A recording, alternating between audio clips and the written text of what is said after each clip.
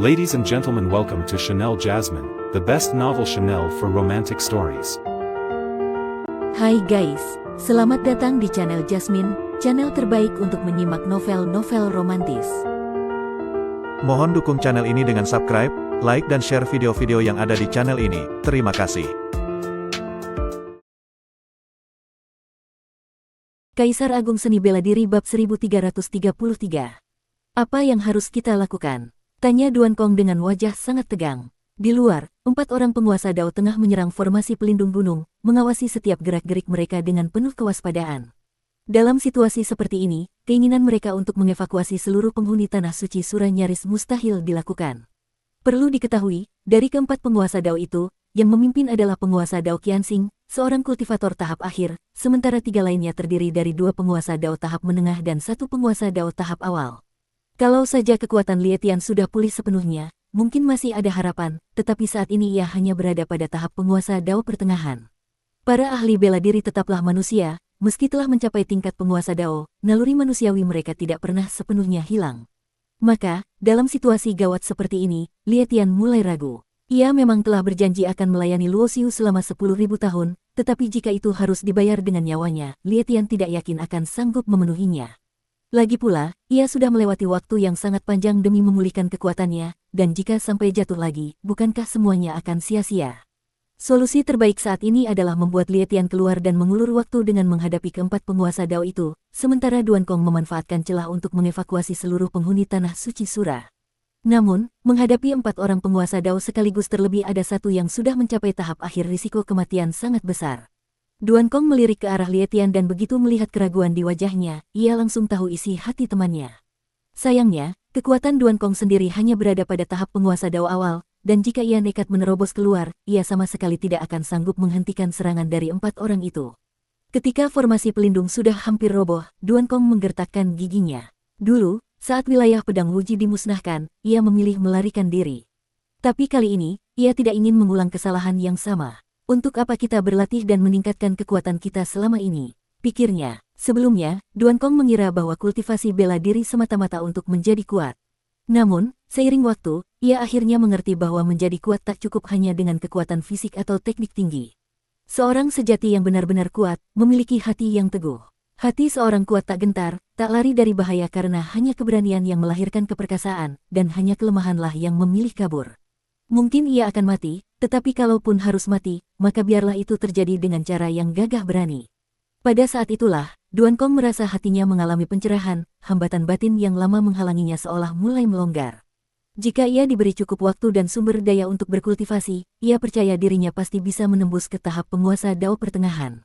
Sayangnya, kesempatan itu tampaknya tidak akan pernah datang.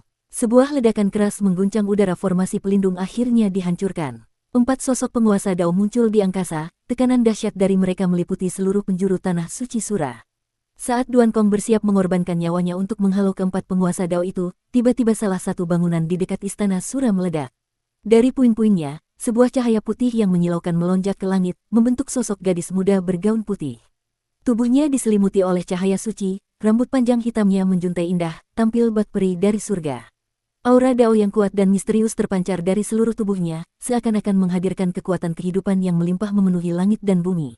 Tanah Suci Sura adalah wilayah yang didirikan oleh kakakku. Kalian berani menyerangnya, maka kalian semua harus mati. Suara Yuer yang tenang tapi dingin menggema di angkasa. Kini, setelah mencapai tingkatan kultivasi tertentu, aura yang memancar dari dirinya berubah total, sulit dipercaya bahwa gadis seanggun peri itu adalah Yuer yang dahulu dikenal sebagai anak gadis yang nakal dan sulit diatur.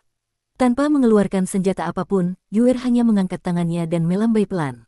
Seketika, kekuatan kehidupan yang besar berubah menjadi tangan raksasa berwarna giok yang menjulur dan menyelimuti keempat penguasa Dao. Ini tak mungkin. Apakah dia seorang penguasa Dao sejati? Seru penguasa Dao Qianxing dengan wajah pucat. Hanya dari tekanan serangan saja, ia sudah merasa gentar perasaan yang sebelumnya hanya ia rasakan saat berhadapan dengan seorang penguasa Dao sejati.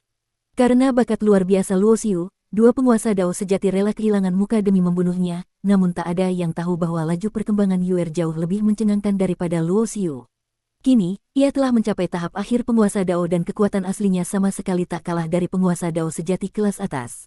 Tanpa menghitung kekuatan pisau darah pemenggal dewa milik Luo Xiu, bahkan Luo Xiu pun sebenarnya masih kalah setingkat dibanding Yuer saat ini. Dalam satu ayunan tangan, Yuer meraih menara Huang yang tergantung di atas istana Sura dan menggenggamnya erat. Dengan kekuatan yang sudah setara dengan seorang penguasa Dao sejati, ditambah lagi dengan kekuatan menara Huang yang merupakan senjata Dao terbaik di kelasnya, keempat penguasa Dao itu jelas tidak ada artinya di hadapan Yuer. Alasan Luo Xiu memilih medan pertempuran di luar bintang Huang adalah karena ia tidak ingin melibatkan orang-orang tak bersalah dalam pertarungan besar ini. Pertarungan di tingkat penguasa Dao sejati bukan perkara sepele. Jika ia bertarung melawan penguasa Dao sejati Wuxin tanpa menahan diri di wilayah alam Huang, mungkin separuh dari wilayah itu akan hancur. Tindakan penguasa Dao sejati reinkarnasi, Lun Hui, yang ikut menyerang sebenarnya sudah diperkirakan Luo Xiu, namun menurut perhitungannya, seharusnya penguasa Dao sejati reinkarnasi akan menunggu sampai pertarungan antara dirinya dan penguasa Dao sejati Wuxin usai. Bagaimanapun, di tingkat kekuatan mereka, harga diri masih dianggap penting. Namun ternyata dugaan itu salah. Kedua penguasa Dao sejati tersebut benar-benar tidak memedulikan harga diri lagi dan langsung bekerja sama untuk mengepungnya. Sepertinya aku terlalu meremehkan situasi, gumam Luo Xiu dalam hati. Tapi ia segera menyadari alasan di balik ini, mereka terlalu waspada padanya dan ingin segera menyingkirkannya sebelum ia tumbuh lebih kuat. Seandainya ia tahu akan begini, seharusnya ia menyembunyikan kekuatannya lebih awal dan langsung menggunakan pedang darah pemenggal dewa untuk melawan penguasa Dao sejati Wuxin. Mungkin saja itu akan mengecoh penguasa Dao sejati reinkarnasi, sehingga ia bisa menyerang secara tiba-tiba dengan kekuatan penuh dan mengalahkan salah satu dari mereka. Di dunia ini, tidak ada yang bisa memperhitungkan segalanya dengan sempurna. Bahkan seorang penguasa takdir yang bisa mengintip aliran nasib pun memiliki titik-titik gelap yang tak bisa dia ramal, apalagi Luo Xiu. Sekarang sudah terlambat untuk menyesal. Yang bisa ia lakukan hanyalah menahan kedua penguasa Dao sejati itu selama mungkin, memberi waktu bagi Duan Kong, Lie Tian, dan Yuer di Tanah Suci Sura untuk bertindak. Tak ada orang lain yang tahu kekuatan dan tingkat kultivasi Yuer yang sebenarnya. Meskipun ada 4 penguasa Dao yang menyerang formasi pelindung gunung, Luo Xiu tidak terlalu khawatir. Jika keadaan sudah benar-benar mendesak, Yuer pasti akan turun tangan. Dengan kekuatan dan keberadaan menara Huang di Tanah Suci Sura, keempat penguasa Dao itu bukan masalah besar baginya. Di bawah serangan gabungan 2 penguasa Dao sejati, Luo Xiu terus terdesak. Terutama serangan penguasa Dao sejati reinkarnasi yang kekuatan jalan reinkarnasi nasinya telah meningkat pesat mengandung aura keabadian. Dalam kondisi seperti itu, Luo Xiu tidak bisa lagi menahan diri. Ia langsung mengeluarkan pedang darah pemenggal dewa. Namun, meski berhasil menahan serangan penguasa Dao sejati reinkarnasi, setiap tebasan yang ia tangkis tetap membuat Luo Xiu memuntahkan darah. Jika dibandingkan dengan pertarungan mereka sebelumnya di Istana Abadi Feixian, kekuatan Luo Xiu sudah berkembang drastis dari puncak tingkat tertinggi ke tingkat penguasa Dao. Namun sayangnya, penguasa Dao sejati reinkarnasi juga berkembang lebih jauh, membuat jarak kekuatan mereka kembali melebar. Jangan sakiti kakakku. Tiba-tiba, sebuah teriakan nyaring terdengar. Menara Huang berwarna emas melesat ke medan pertempuran dan menghantam menara Suan Huang dengan ledakan besar.